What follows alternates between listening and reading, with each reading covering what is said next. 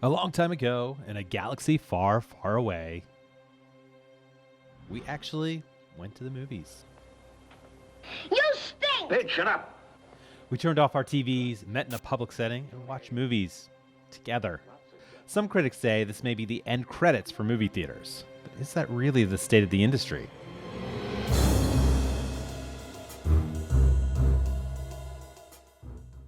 This is Hain, Charles Hain. One of my favorite aspects of going to the movie theater is the shared communal experience of hearing 300 or 400 people laugh at a joke at the same time.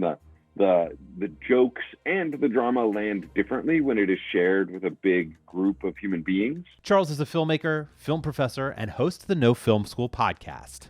Another thing I really love about the movie theater experience is the concentrated nature of time. Like if I watch something at home with my wife and we're watching it, but one of us needs to get up, we can pause it. It breaks the spell. There's other things going on. Whereas when we see something in the movie theater, we are giving ourselves over to time as created by the filmmaker.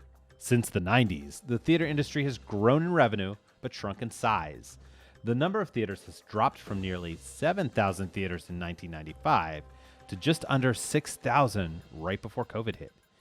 US-Canada box office gross has skyrocketed from $4.25 million in 1987 to $11.4 million. But if you count for inflation, that 4.25 is actually closer to 10.25, and that 11.4 isn't much more.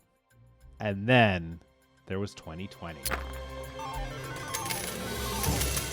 The Hollywood Reporter predicted a $5 billion loss as the pandemic swept across the country. The Observer estimates a $160 billion loss over the next 5 years. The New York Times reports that about 49% of pre-pandemic moviegoers aren't buying tickets.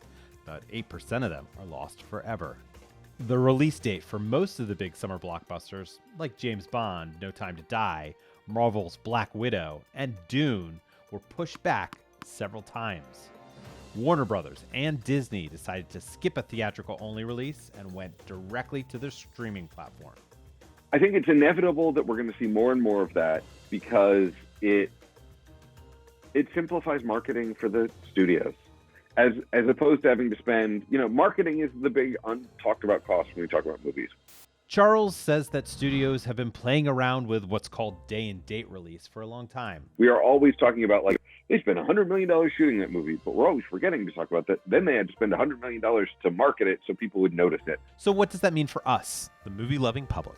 NBC reported that independent filmmakers have been able to fill the gap left by shifting blockbusters. Movies that would normally go straight to video got theatrical releases. And while the big chains spent the year shrinking, the Washington Post reports that independent theaters are growing. They don't have the overhead that big multiplexes have. Many were able to take advantage of federal COVID grants. The best example is probably the Alamo Drafthouse chain, a big indie theater chain, which filed for bankruptcy in 2020 but is now expanding. Movie theaters have already started adding bars and food to create more of an experience.